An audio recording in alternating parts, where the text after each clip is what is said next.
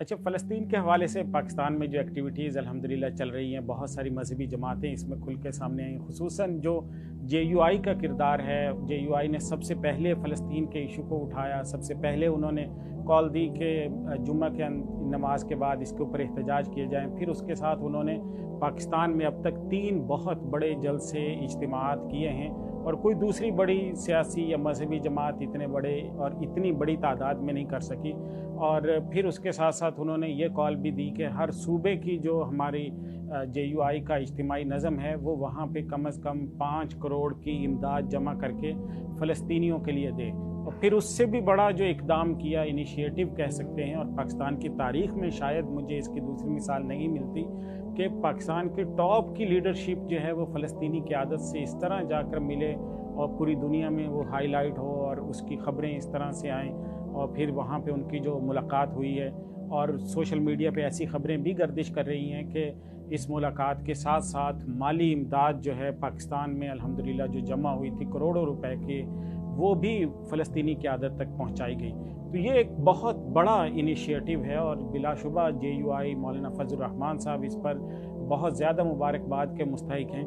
اس حوالے سے بھی مفتی صاحب تھوڑا سا روشنی ڈالیے گا۔ جی بالکل، یہ جو آپ نے بات کی، مولانا فضل الرحمان صاحب نے اس موقع پر جو قائدانہ کردار ادا کیا، جس طریقے سے انہوں نے واقعی میں ایک مسلم امہ کے حقیقی لیڈر ہونے کا ثبوت دیا ہے۔ پوری مسلم دنیا کے وہ پہلے سیاسی رہنما ہیں جو فلسطین جا کے وہاں کی قیادت سے انہوں نے ملاقات کی، اور یہاں پر جو انہوں نے بڑے اجتماعات کیے۔ پشاور کے اندر مفتی محمود کانفرنس کا انہوں نے ٹائٹل تبدیل کر کے فلسطین سے منسوب کیا۔ کراچی میں بہت بڑا اجتماع کیا، کوئٹہ کے اندر کیا، ابھی وہ پنجاب میں 2-3 مقامات پر لاہور، مری، بہاولپور میں بہت بڑی کانفرنسز کرنے جا رہے ہیں۔ پھر جس طریقے سے انہوں نے عوام میں ایک بیداری کی ایک لہر دوڑائی، جس طریقے سے عوام میں اس قضیے کو دوبارہ زندہ کیا، اور ہمیشہ سے وہ مسئلہ فلسطین پر ہمیں بہت مضبوط اور توانا آواز ان کی نظر آئی ہے، ہمیشہ سے ہم ان کو دیکھتے رہیں۔ اور جس طریقے سے انہوں نے جا کے، میں یہ سمجھتا ہوں کہ انہوں نے مسلم امہ کی طرف سے اور پاکستانی قوم کی طرف سے خصوصاً ایک فرض کفایہ ادا کیا ہے کہ چلے ہم اور کچھ نہیں کر سکتے اور ہمارے بس میں کچھ نہیں۔ آپ دیکھیں ان کے اجتماعات میں انہوں نے فلسطینی قائدین کو، ان کے جو رہنما ہیں، ان کو براہ راست پاکستانی قوم سے مخاطب ہونے کا موقع دیا، ان کے ترجمانوں کو یہاں پاکستانی قوم سے مخاطب ہونے کا موقع دیا۔ تو ظاہر ہے کہ اس سے بھی ان کی ایک ڈھارس بندے گی، ان کو ایک سہارا ملے گا کہ بھئی ہمیں ایک اتنی بڑی سطح پر، اتنی بڑی قوم، اتنا بڑا ملک، ظاہر ہے کہ پاکستان ایک ایٹمی ملک ہے، پاکستان کو اللہ نے دنیا میں ایک وقار اور ایک عزت سے نوازا ہے۔ تو اگر پورے ملک کی ایک قوم آپ کے ساتھ کھڑی ہوئی ہے، تو میں سمجھتا ہوں کہ اس پر مولانا فضل الرحمان صاحب بجا طور پر خراج تحسین کے مستحق ہیں، داد کے مستحق ہیں، اور ہمیں تمام سیاسی تفریقوں سے بالا تر ہو کر، جتنے بھی ہمارے سیاسی پارٹی کے کارکن ہیں، وہ اپنی اپنی سیاسی پارٹیوں کو فالو کریں، آپ جس پارٹی کو سپورٹ کرنا چاہیں، لیکن جب بھی اس طرح کا کوئی اجتماعی کاز آ جائے تو اس میں پھر اپنی سیاسی پارٹی بازی کرنا یا اپنے لیڈر بازیاں، یہ جو شروع ہو جاتا ہے نا، اس سے وہ جو امت کا تصور ہے وہ ختم ہو جاتا ہے۔ پھر امت کا تصور تو نہیں رہتا، پھر تو ظاہر ہے کہ ہم چھوٹے چھوٹے طبقوں میں، چھوٹے چھوٹے فرقوں میں تقسیم ہو جائیں گے۔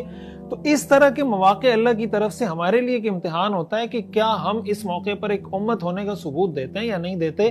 وہ جو ایک شعر ہے نا کہ اخوت اس کو کہتے ہیں، چبھے کانٹا جو کابل میں، تو ہندوستان کا ہر پیرو جواں بےتاب ہو جائے۔ یہ بےتابی ہمیں نظر آئی ہے الحمدللہ مسئلہ فلسطین کے حوالے سے، اور یہ بےتابی رہنی چاہیے۔ اور اسی کے ساتھ ساتھ میں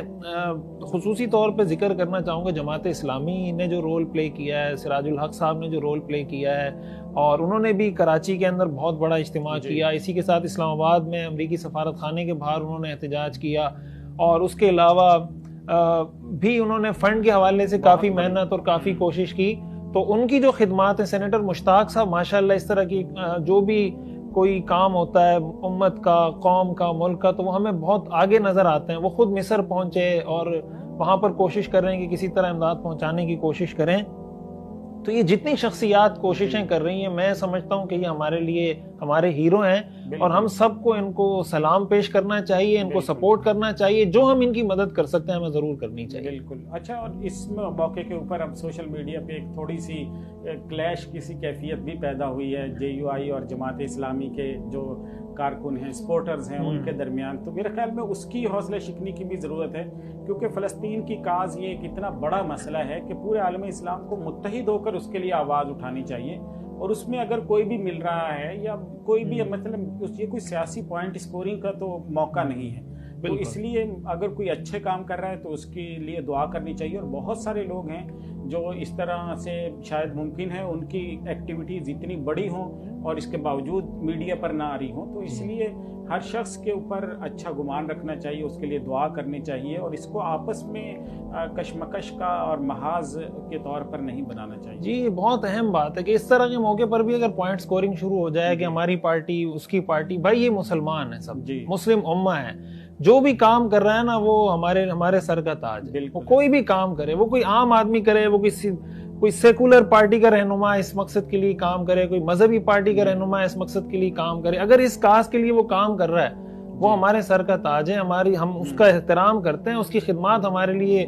بہت زیادہ قابل احترام ہے. تو جمعیت علماء اسلام کی خدمات بھی اپنی جگہ بہت روز روشن کی طرح واضح ہیں. جماعت اسلامی بھی اس طرح کے موقع پہ ہمیشہ کام کرتی ہے, ہمیں نظر آتی ہے. الخدمت بھی کام کرتی ہے. تو دونوں ہی بہت اچھا کام کر رہے ہیں, اور ظاہر ہے کہ یہ دونوں مذہبی جماعتوں کے کارکن ہیں. اگر یہ آپس میں لڑ پڑیں گے یا آپس میں وہی جو میں کہہ رہا ہوں کہ پارٹی بازی, مقابلہ بازی, لیڈر بازی شروع کر دیں گے, تو اس کا مطلب تو یہ ہوا کہ آپ کے لیے وہ چیز اہم نہیں ہے, آپ کے لیے اپنی پارٹی اہم ہے. تو اجتماعی مفادات کو ترجیح دیں, ذاتی سیاسی فرقہ وارانہ جو مفادات ہیں ان کو دبائیں, اور امت کے جو مفادات ہیں ان کو ترجیح دیں, تو انشاءاللہ اس کی برکات بھی بہت زیادہ ہوں گی. بہت شکریہ.